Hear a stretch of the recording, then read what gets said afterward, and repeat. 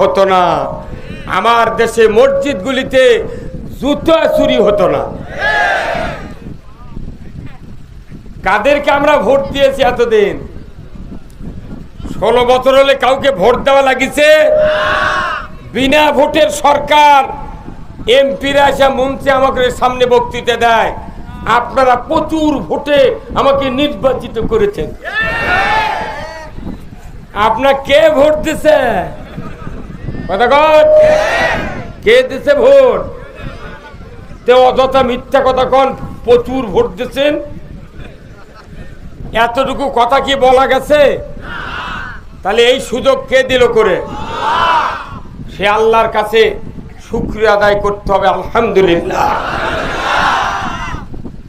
আমরা সব দেখেছি, আজকের প্রোগ্রামে আমরা সব কথা বলবো।